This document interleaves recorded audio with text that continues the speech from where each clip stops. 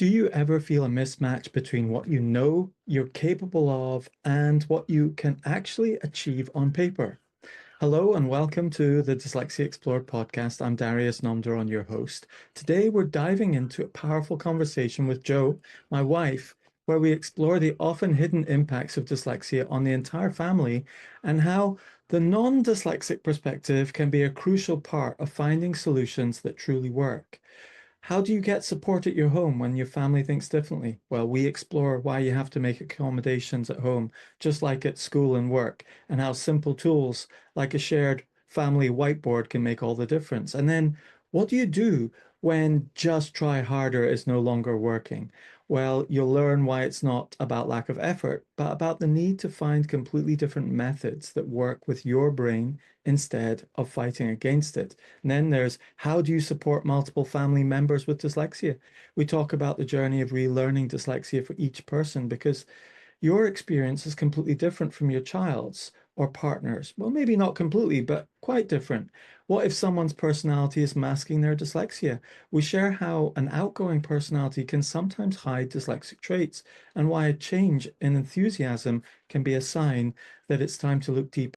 And how do you stop imposing solutions on your loved ones? You'll hear about the shift from telling someone what they need to do to empowering them to define what success means for them.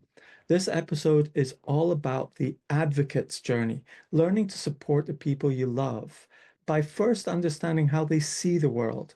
Finding the right tools is crucial on that journey. So, our sponsor, Ivie, provides assistive technology that helps you do just that. Ivie Notes is an instant visual note-taking software ideal for students and professionals with dyslexia. Its speech-to-text technology transforms lectures and meetings into real-time mind maps, so you can focus on understanding, not just writing. Captures audio, the full transcript, and the map, all synchronized. This helps reduce that feeling of overwhelm and allows you to learn faster and remember longer. You can try it yourself with a free trial of 30 maps at ivy.app. That's IVVI.app. And the person who's been my partner on this journey is my guest today. She's not dyslexic. In fact, she's a self-described hyperlinear thinker. She's been a scientific researcher, a life coach, and is now the chief operating officer and co-founder of our AI software company, Ivie, the sponsors. She's an architect who translates the visionary ideas into a structured reality. So please welcome a very special guest, my wife, Jo Lee. Hi, Jo. Thank you. It's really good to be here. It's strange, isn't it, being recorded? We talk about this all the time behind the scenes. Yeah, yeah, no. Well, it's strange that we're actually having a conversation that's more for public consumption rather than just speaking to each other. Yes, yes. So what we're going to do is just go through the same stories we've asked everyone on their dyslexia journey on the Dyslexia Explored podcast for the last 6 years.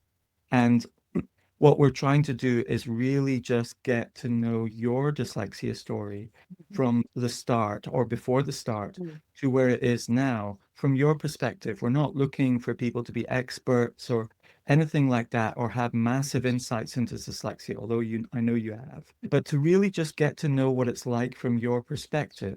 So let's kick it off with the first question. The first question being, what was life like before you were aware of dyslexia? What was life like before? And what was the wake-up call? Sure.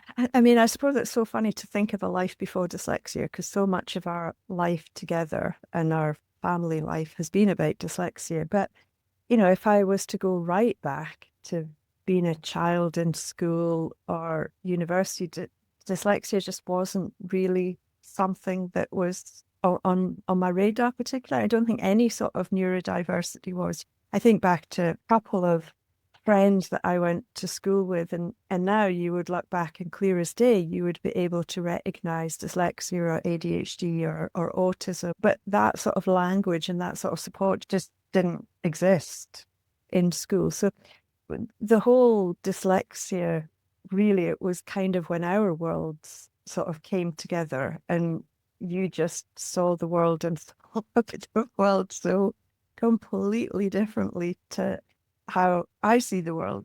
I mean, I think it's good to clarify that it's not that I'm just not dyslexic. I'm a hyper linear thinker.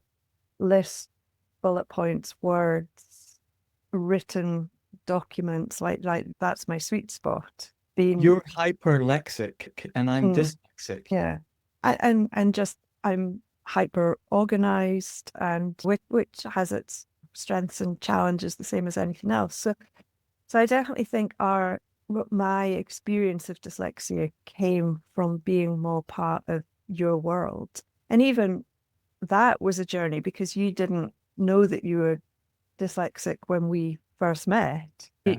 You knew that we met at university. You knew that you found lectures a massive challenge, that you mind mapped and you drew a lot and you were creative and you're a great problem solver. You 100% have all the traits of someone who has dyslexia, but without a sort of diagnosis or a recognition that that's what it was. And that really only came when we both went back to uni a second time to do our theology diplomas. So it's kind of been a learning journey that we've both been on to understand your world and how your thinking has a name and has solutions and has massive advantages and massive brilliant aspects to it, but then also challenges to it. And then as we've gone on to have children, two daughters who both have dyslexia in a completely different way, I've had to sort of relearn, in a sense, dyslexia, because it's not just an umbrella term.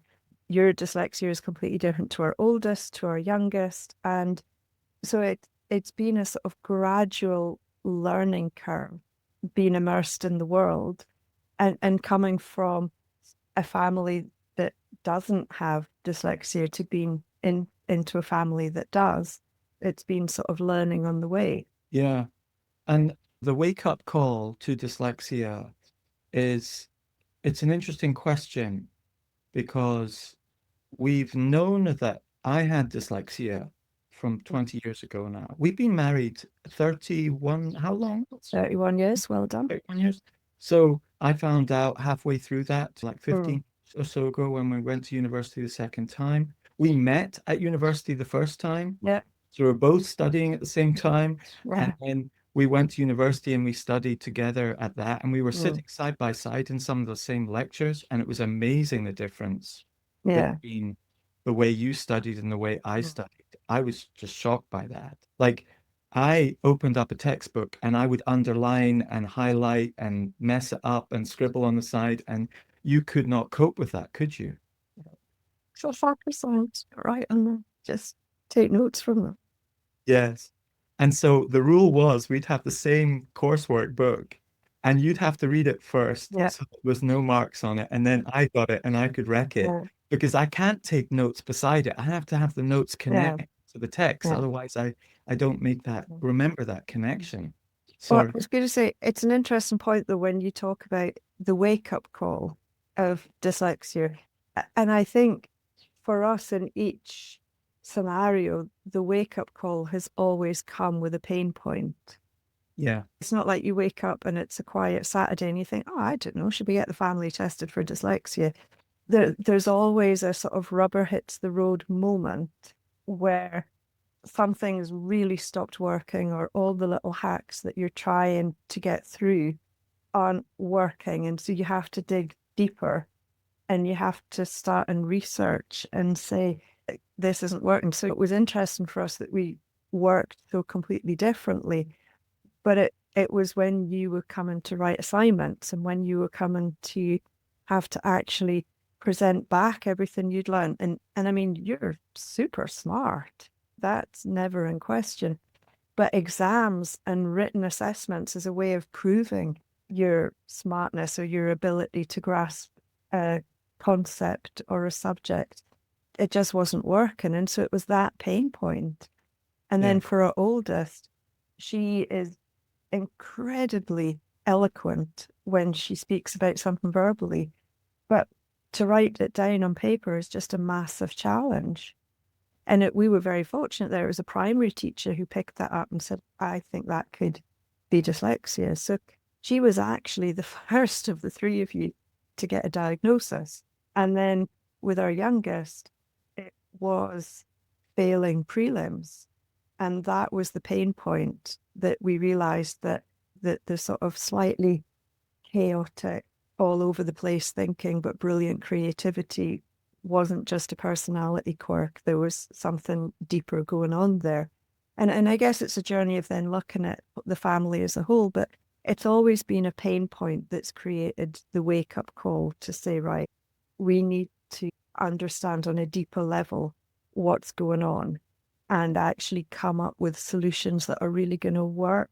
And that's where knowledge, I mean, you know that I say this all the time, knowledge is always power. Even if it's knowledge that you don't always want, it still gives you power and control over any situation.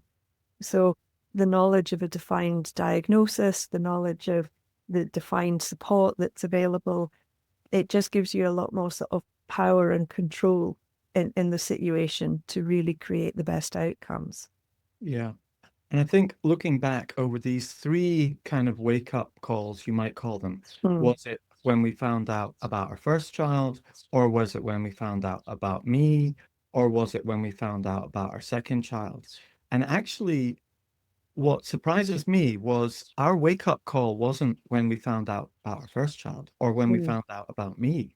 Our wake up call was when we found out about Rosie, because the first two times it was like I already had coping strategies in place that I kind of picked up unconsciously, especially mind mapping, which was a lifesaver for me for the prior 15 years. And then Megan had the teacher who was completely switched on, completely on it, and we hardly did anything. There was hardly any homeschool kind of type assistance or compensation. Well, okay, maybe there was. Joe, tell me.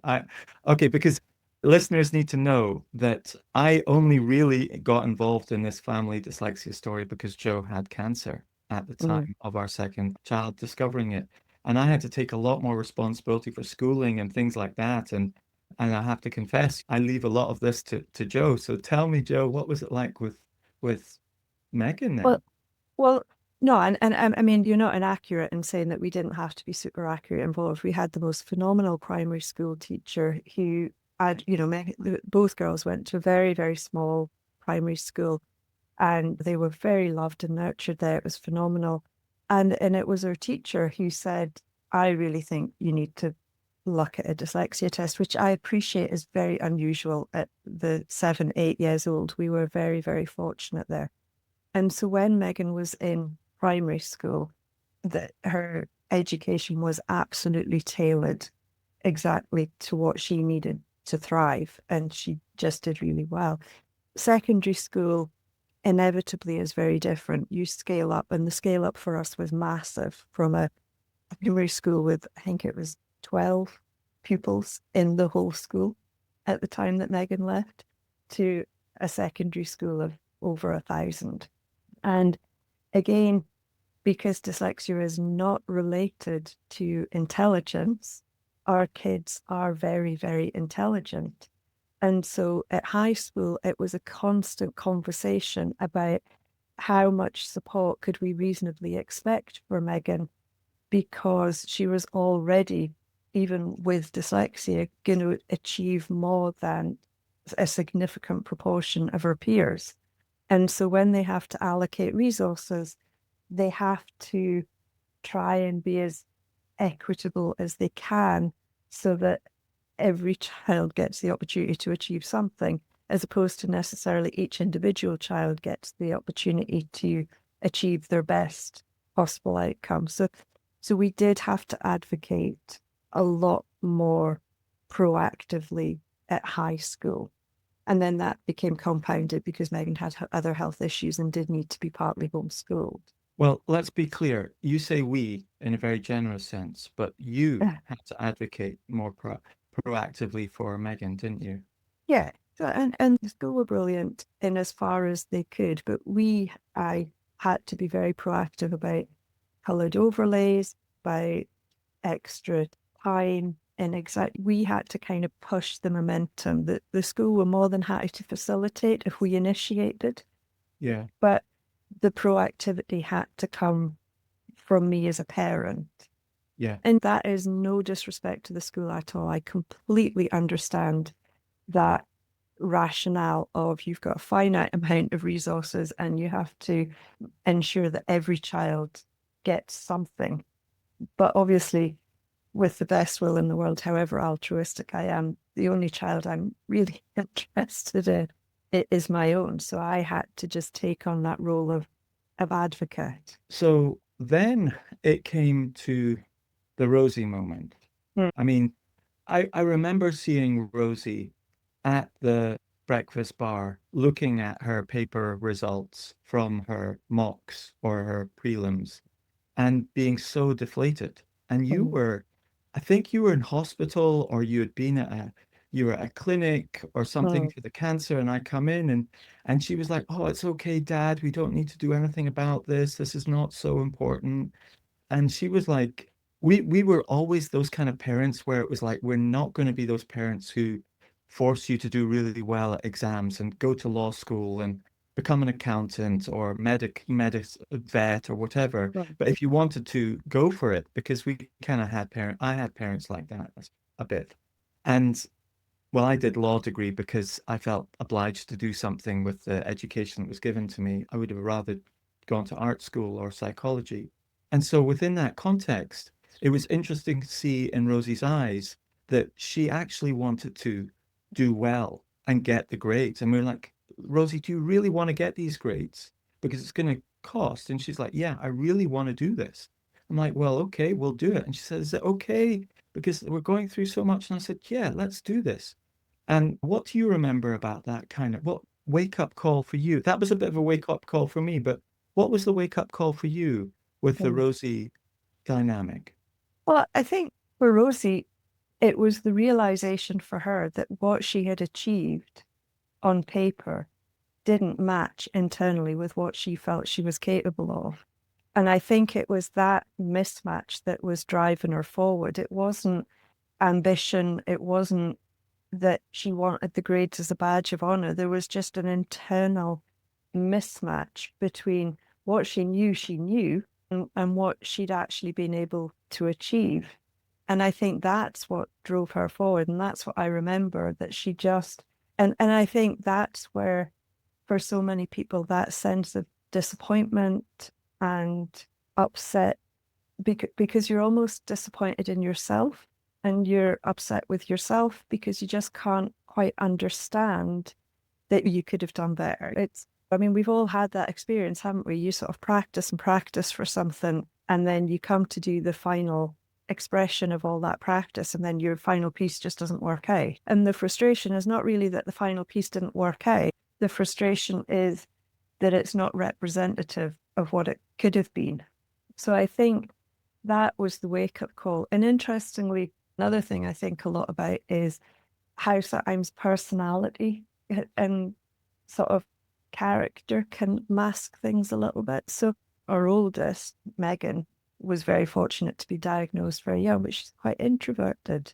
And so she does read and is more reflective just by nature, whereas Rosie is very, very extroverted, very social butterfly, lights up a room when she comes into it. And actually, a lot of what was actually dyslexic traits were easy to think of as sort of just a very exuberant personality.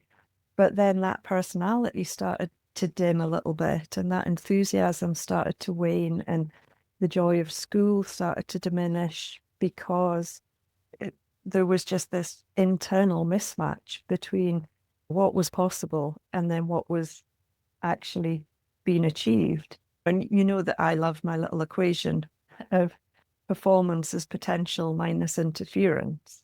And really, we want our performance to always match up to the potential that we know we've got inside of us. But that interference was just getting louder and louder. And so it was stripping out that potential. And I think it was that really that became the wake-up call. And that's what caused so much stress and upset for Rosie. Not the desire to be ambitious or the achievement for the sake of achievement, but just so that it was congruent with what was possible. Yeah. Okay. So would you say Rosie was the big wake up call then? Well, I think Rosie was where we had to be much more proactive. I mean, I know I said I had to be a bit proactive with the high school, but we knew what Megan needed. Whereas with Rosie, we really had to go and find out what she needed. And Yeah. And with Megan, the teacher was really driving it. at Like primary school, Jenny yeah, Stewart at primary school. yeah. Shouts out to Jenny Stewart. She's also a dyslexia tutor and dyslexia assessor Mhm. now. I'm not sure she's an assessor, dyslexia tutor in Edinburgh. Really great one. And whereas with Rosie, we were on a timeline Mm, because she had exam. So what had been happening was we had been starting to see this mismatch before that practice exam mm, for about 3 months, 4 months, 6 months before the teachers were saying, oh, she's not on track because Rosie was an A grade student on everything. mm, And all of a sudden, the teachers are saying she's not trying because she's now getting B's and C's in these mm, tests. And we knew she was revising. She knew mm, she was revising. And it was at that point we were like, oh, is this dyslexia? And this is the crazy thing, right? I knew I had dyslexia. We knew Megan had dyslexia, mm. but we completely ruled it out for Rosie. Completely ruled it out. She was doing fine. She was 14 plus, getting A's and everything, managing everything. And then all of a sudden, things are going pear-shaped. And that was when we were like, oh, could Rosie have dyslexia? But I think that's when we felt the pain point. I mean, both kids have always been straight A students. And Megan, because she had the support from the get-go. I mean, that's your sort of textbook dream scenario, really, isn't it? A primary school diagnosis and the right support at the right time all the way through. Rosie, the National 5 curriculum up here in Scotland, which is part coursework, part exam, it's brilliant in that Rosie was able to still excel in the coursework because there was time and you write your drafts, you get feedback on your drafts, and then you submit your final piece. But there was never any study skills, sort of lessons or support for how to sit an exam, how to actually revise and memorize. So we knew that there was aspects of Rosie's work. The spelling was a little bit creative. The first draft was always a little bit all over the place, but actually you could always rein it in. But it was really that point of which memory and recall and actually just not having the right skills and only knowing if I write it out lots and lots of times, I'll probably be able to remember it. I mean, I just remember Rosie's bedroom just being full of A4 sheets of paper where she'd just written things out so many times, but it still wasn't going in. So for us, it was really that moment where I don't think we were sort of completely unaware that she may have dyslexia, but it was, is it having an impact? And then it was like, right, okay, now we're feeling the pain, we're feeling the impact. And like you say, you had longevity and a life of finding sort of hacks and workarounds and mind mapping and things that worked for you. Megan had that more sort of ongoing support at the right time. And then we found ourselves almost just off a cliff where we had a massive impact, but not the right support in place. And so that's where we had to sort of level up on the sort of the proactivity. And like you say, we were on the clock for the final exams, which were only 5 months later. And where were you in your cancer journey at this point? You'll remember better than me. Was that the first phase of cancer or the second phase of the cancer? So that would be the first, just going into the first phase, because Okay. Rosie was sort of 14, 15. Right. So So that's 14 with the first cancer and then 16 when it came back. okay. So for the listeners, first phase was stage 2 cancer, Mm, second stage was stage 4 yeah. cancer. Okay. So with a stem cell transplant. So next question. For you, what I really want to get from this interview, Mm, Joe, is you're always talking about Rosie, me, the dyslexia story. We can tell of Rosie and Megan and me separately in many ways, but I'd really like to hear your story. So, what was going on inside of you during this period of wake up call? And then what was your challenges after, Mm. during it and after it? Well, I think what was going on for me was really needing to learn about something that I had no lived experience with. So, in a sense, because the three of you have dyslexia, you're on the inside. It's a little bit of a sort of family within the family. It's a bit of a club. And then I had to figure out where I fit in that because I didn't have dyslexia, but then I also was the mum and needed to kind of find some effective solutions. So a lot of it was sort of quite a steep learning curve of trying to understand it. And also, and this sounds terrible, but because you get so used to how your brain works, thinking, well, if you just try a bit harder, probably writing notes will help. Don't be so distracted by your phone and make sure you've slept better and don't stay out late with your friends. And then you'll have more mental capacity for your homework or your schooling. And so it was a learning journey for me to realize actually that's not how it works. It's not lack of attention, or it's not like a dietary intolerance where you've just not got to eat too much of something, but actually you're okay with a little bit. It's like a full-blown allergy to written notes, but it's like they just don't work. And so it's not like, well, let's all try harder and let's just do it wisely. It was that realization of like, no, we actually have to find something completely different. And I suppose that was a bit of a journey as well, because I'm used to sort of like, well, if you just try hard and push through, you probably get there in the end. But that's not how it works. And I think a lot of school was like that. Well, if you could just try a bit harder, if you could just pay a bit more attention. So it was trying very hard to not reinforce that narrative at home and also not then find lots of, I quite like to find solutions and I quite like to have solved a problem. So not just find lots of solutions and go, great, I've read on the web that this is a good solution for dyslexia, so therefore this will work. And so the temptation is to start with all of the solutions and then sort of retrofit them back to the person. And it was Mhm. that sort of stopping to say, okay, so how does this uniquely affect you? And what are the things you want to change? And then how do we play to your strengths? And then how do we find solutions that work for that? So, what would almost be a successful outcome for you? And then let's figure out how to achieve that and not what's a successful outcome for me as your mum, as your parent, what would I deem as being successful? It's actually what would you deem as being successful? Because with the best will in the world, we often want success for our kids because we just don't want them to struggle. And we perceive success as being the sort of antidote to struggle. If you're financially successful or your career's successful or your successful relationship, then you won't struggle in those areas. But actually, fundamentally, struggle's part of life.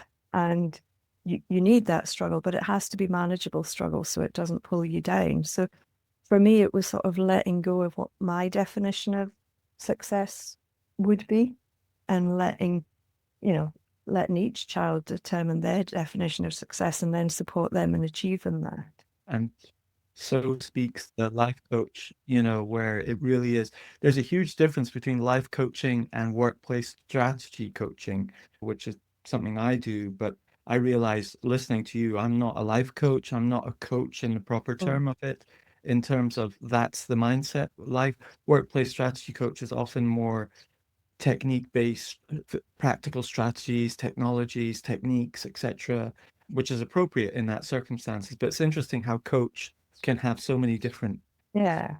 sectors. I think it might be interesting for some of the listeners to, since you're on, what's it like for you living in a family with dyslexia?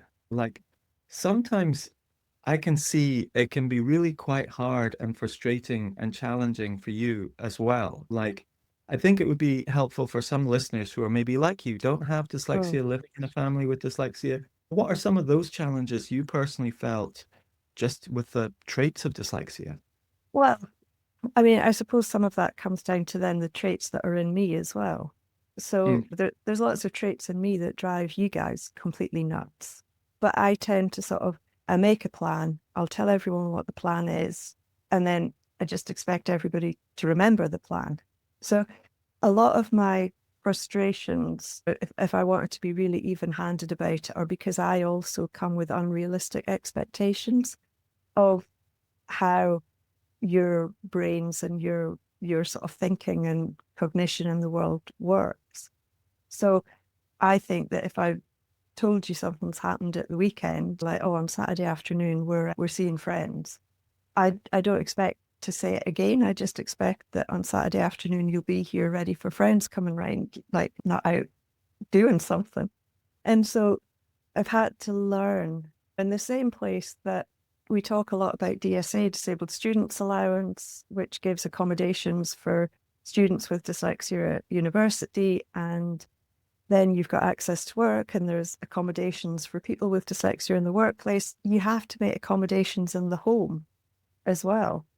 It's not like, all right, well, you can have dyslexia at uni and you can have dyslexia at work, but when we're at home, let's all just behave like linear thinkers because that would just be the most efficient way to be. It's not something you switch on and off. So I've had to learn I can't just tell you something or presume that you'll write it in your diary, or I can't presume that Rosie will remember that we made a plan to phone on Wednesday night. And then she's like, oh, but I'll phone her. And she's like, oh, I'm at a party. So I've needed to learn that we write everything down. If I want you to know that we're doing something, I'll actually put it straight into your diary, or I'll send you a diary invite, or I'll sit with you and we'll put things in our diary together. With Rosie, I'll text her to say, are you free to speak? What night this week? And she'll go, oh, Thursday. And I'll go, great, Thursday night. So I'll text her on Thursday afternoon and say, still free to talk tonight. I'll phone at 8 p.m. And it's obvious to me that we made a plan on Sunday to speak on Thursday, and so we'll just do it. I don't need to make a note of that. I don't need to write it down. That's just sitting in my head that on Thursday I'll give Rosie a call. But so it's having to learn. I can't just make you all think my way. And in a sense that would be easy for me because then everyone would just work how I work. But then equally when it comes to sort of problem solving or spontaneity, I tend to be like, oh no, but we've made a plan for Saturday. And you're like, yeah, but let's change the plan because this opportunity's come up. And I've had to learn to go, yeah, okay. And we've had to learn, like, I'll give you 20 minutes to think about it and then we'll talk about it because I need time to readjust and rethink my thinking. So it's a two-way street. It's like we've got a big whiteboard in the kitchen and we write a lot of things down on that.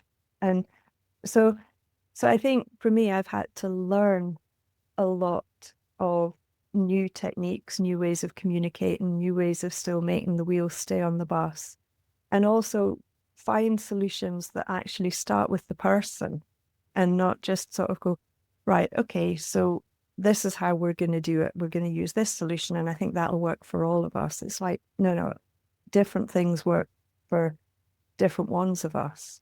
Okay, so that was 10 years ago, the wake-up call with Rosie.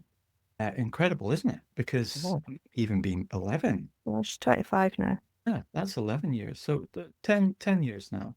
Shall we bring it up to the present then? Like over those 10 years, what do you think are the things you've kind of gleaned in your, I don't know how to phrase this question. We talk about the challenges we faced and now the rewards that you've got Oh, out of this journey over the last sort of 10 years of more heightened awareness and focus on dyslexia. Because over those 10 years, just give the listeners a picture of what's happened over those 10 years, what you've observed happened in your life with regard to the dyslexia story. gosh, well, I suppose everyone's gone on their different paths of life. Rosie's at art school. Megan has other health challenges that sort of limit her life, but she's gone on. She works as a librarian 3 days a week. We're obviously now co-founding and running Ivie together. And I think the biggest gift, if I was to look back, is that mindset and that realization that if you let each individual determine their definition of success and then find ways to support them to do that, I genuinely feel proud I definitely feel proud of Ivy and what we're doing together. But I'm really proud of both Megan and Rosie for the lives that they're creating and the paths that they're taking and their level of ownership of it. I mean, we still offer a massive amount of support. I'm still proofreading essays and still helping with key decision making and just a lot of the sort of executive function things that can be a real challenge. But actually, it's the level of ownership that they have of their life, of their strengths as well, and of their challenges, and not shying away from their challenges, know that there'll be a solution and there'll be something they can do about it. So that feels like a big win.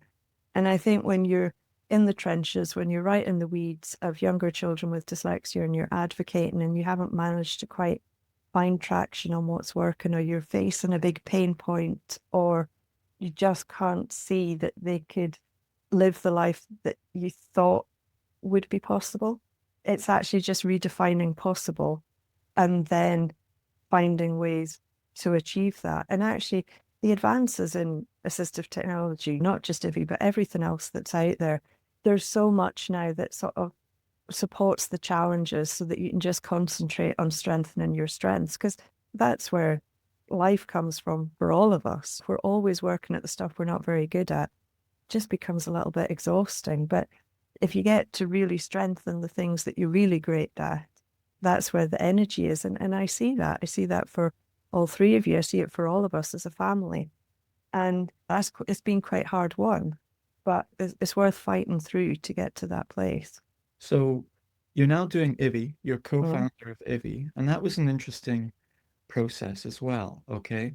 Because 10 years ago, 7 years ago, we had very much done the property portfolio, a lot of the business together and so on.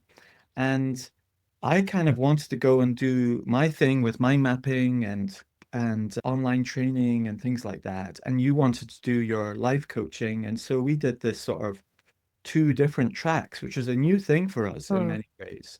And that now we've come together on those mm, tracks and joined with Ivy. So could you explain to people what Ivy is, when you joined? And I'm then going to ask you about your relationship to mind mapping, which is mm, fascinating because Jo doesn't mind map, but she runs a mind mapping company now. And it's just fascinating to see that dynamic. In many ways, that's what's been combined into Ivy as well, mm, that unifying of the linear thinker and the visual thinker together into one app. But before mm. we do that, tell us a little bit about this journey into Ivy. Yeah, and like you say, post property portfolio, you were very passionate about getting into the mind mapping and sort of study skills for children, which a lot of it was born out of supporting Rosie in her pain point. And I was passionate about doing the coaching.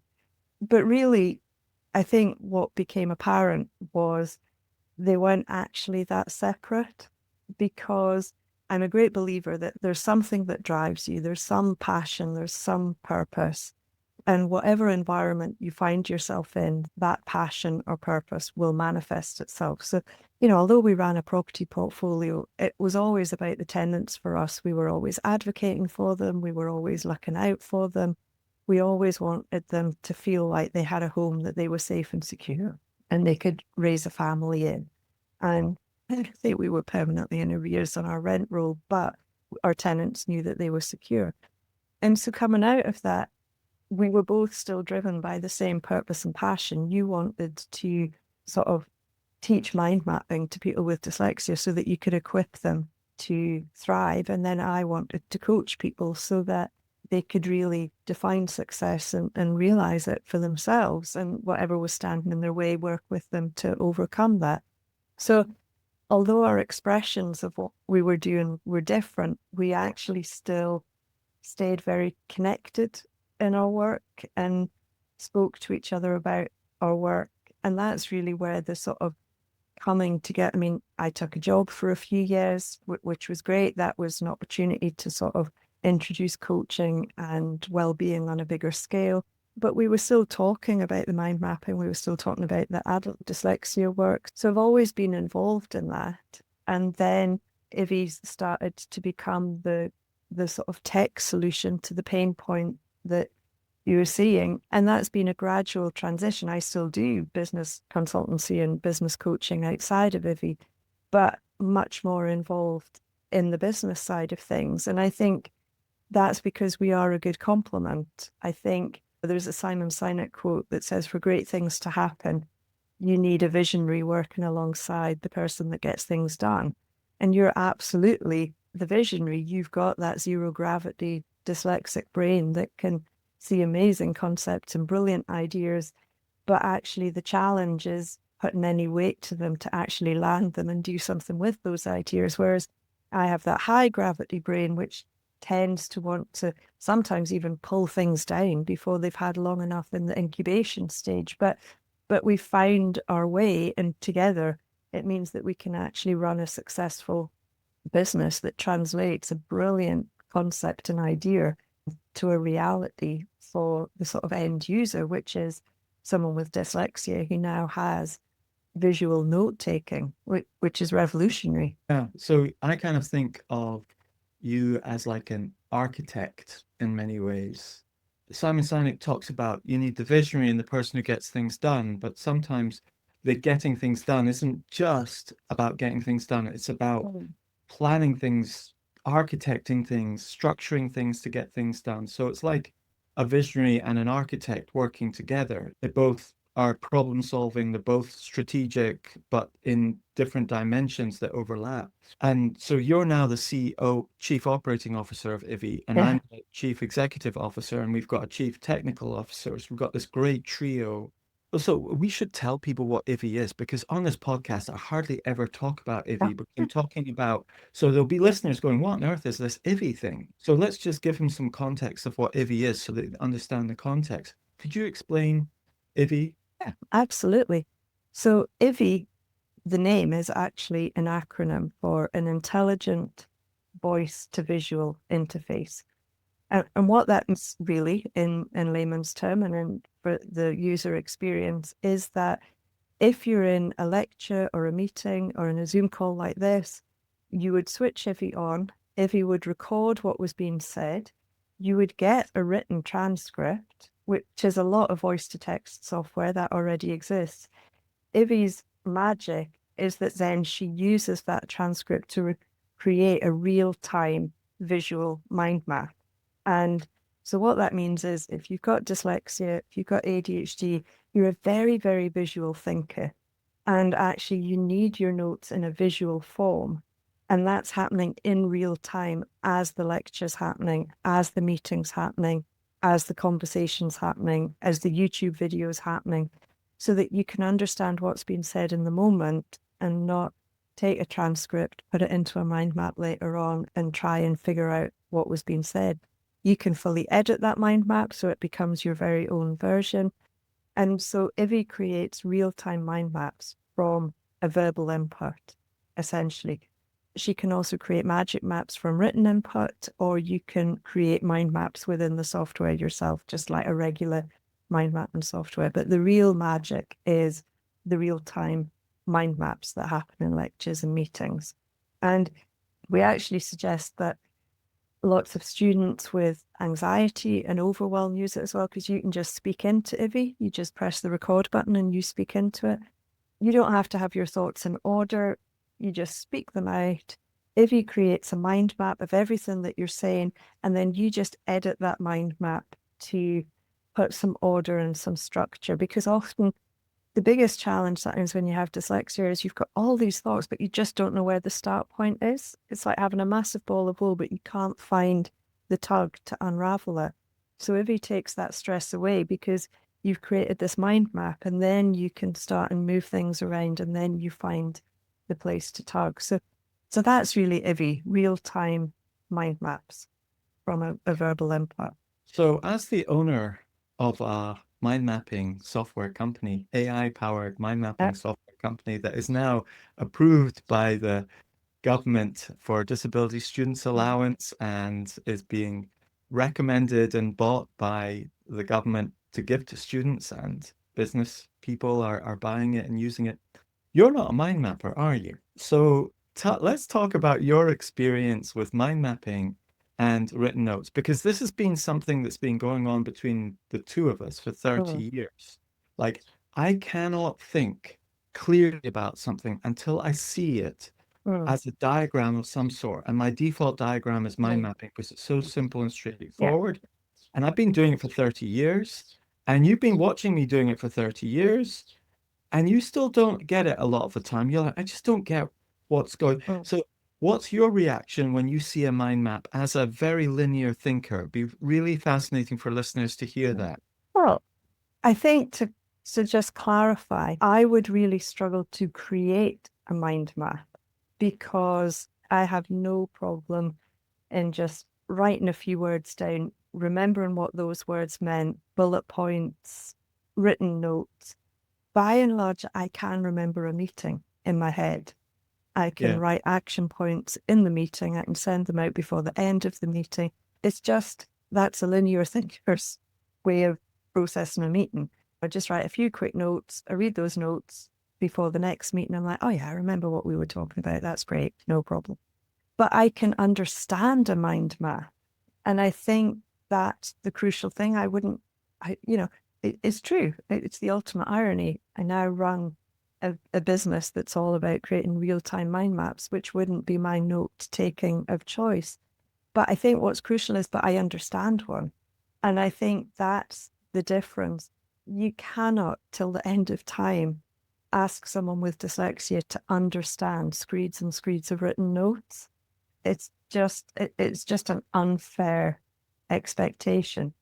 But you can ask a very linear thinker to look at a mind map and understand what's been captured and what's been understood.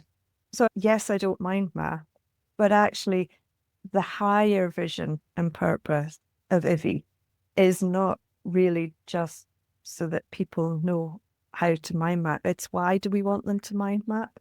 And the why we want people to have a visual note-taking tool, it comes down to we want everybody to have the opportunity to succeed. We want people with dyslexia, we want visual thinkers to have a tool in their toolkit that allows them, and I sound like a broken record coming back to this, allows them to define what success looks like for them. And then they've got what they need to achieve that. So I don't need to be able to mind map to feel very passionate about getting mind mapping into the hands of the people who do need it. So that's what drives me to have a AI-driven mind mapping company. Yeah. Not because I want everyone to see the world how I do, but I want everyone to have the tools for how they see the world. And it's interesting, when we were designing Ivie, Ivie kind of expresses both you and me. Okay. Because we realized that when you look at the Ivie visual interface, you can see the linear notes on the right-hand side and you can see the map on the other side. And in a way, the linear notes is how you think, and the map is how I think. And they are both connected. There is a line between a chunk of paragraph and a little part in the map. And if you change it in the paragraph, it changes in the map. If you change it in the map, it changes it in the paragraph. And so they're synchronized, because often this visual and linear worlds are separated, even with software. You've got a mind mapping software, you mind map a whole meeting out. If you send that to Joe, Joe's kind of like, oh gosh, right, okay. I'm going to translate it from this weird mind mapping language into a list view. But actually in Ivie, it's already in the list view. And she just opens up the list view and say, I'm not going to look at the mind map, I'm just going to look at the outline view. And I would look at her created outline view and see it as a mind map. And so it's fascinating to see both of our kind of needs. And in a way, part of the need in this journey is to learn how to translate what the other person is saying into your language, retranslate it into their language. So often with dyslexia, with me, mind mapping, I have to listen to someone read something in linear format, translate it into this visual spatial format, and then I have to translate it back into the written format to communicate it to someone. And so it's this interesting language translation. Oh, You speak one language, I speak a different. It's like the love languages, isn't it? The five love yeah. languages. Yeah. There's kind of processing languages. You Mm. process things in hyperlexic, and Mm. I process in hypervisual. But I think as well, coming back to not trying to impose a solution on someone and saying, all right, so you've got dyslexia, so you need this, and if you use this, then therefore that's your dyslexia sorted. It's a very prescriptive and it's a very blunt tool kind of approach rather than seeing the person and understanding the individual's needs. And I know that that's the value of a dyslexia assessment, that then your recommendations can be much more bespoke. But part of the rationale behind Ivie as well is that there is the audio capture, there is the written transcript, there is the mind map. So we're not being prescriptive and saying, you've got dyslexia, you're a visual thinker, you have to mind map. There's that reassurance of, we're giving you every possible capture. We're giving you the audio, the written, the visual, and you get to choose and you get to work with the tool to work out how to use all of those three interchangeably so that you've got the best outcome. Because you Yes. might want to highlight the text and then change the map, or you might just want to look at the map and never again listen to the audio and the written, or you might want to look at the map and listen to the audio again for your revision. So we're trying to put as much autonomy and, control, power, sort of self-directed learning into the hands of the user rather than, again, inadvertently be prescriptive and say, we know what you need. Because in the same way that we tried really hard to not do that with our kids, but we know what's best for you. And that's why we get the sense of pride now that they're adults going, they've figured it out. Is it exactly what I would have chosen or where would I have gone? I don't know, because I've genuinely let go of any expectations of what success looks for them other than what they choose. But Yeah. that's the rationale behind Ivie as well. It's Yeah. sort of, we're here to support you. We're not here to tell you what to do. So, Joe, there's a huge journey that there's so many things that you could share on this journey. And actually, we hadn't planned this, but it just feels natural to say that I want Joe to be a co-host on this Mm. podcast because Joe has always been a kind of co-host on this podcast in the background and a co-everything. And it's just like now feels like the right time for you to start sharing your perspective as well. Yeah, sounds great. Let's have an adventure. Yes, yes. And I think what it would be quite good to do is in the next podcast is to sort of, instead of speak to you from your personal perspective, is to kind of get some of your life coaching insights that you've kind of gleaned from life coaching and how it Oh. matches with dyslexia. You've shared them a lot with me, and they're kind of embedded all over the place in what we've done in Bullet Map Mm. Academy and in Ivy. So in the next podcast, let's go into some of these kind of coaching strategies that might apply and help people with dyslexia. Yeah, Great. Let's and do that. sounds good. When you're trying to keep up in a fast-paced lecture or meeting, the last thing you want is for your potential to get lost because of interference. The struggle to take notes, listen, and understand all at once can be exhausting, especially when you think visually. That's where having the right support becomes so important. Imagine being able to just listen and engage, knowing that every word is being captured for you, not just as text, but as a visual mind map that helps you see the big picture in real time. Well, our sponsor, Ivie, was designed to remove that interference. It's an assistive technology that handles the note-taking for you, transforming speech into synchronized audio, text, and a mind map instantly. This saves you time, reduces stress, letting you focus on your strengths. Start a free trial at ivie.app and turn information into understanding. That's ivvi.app. Thank you.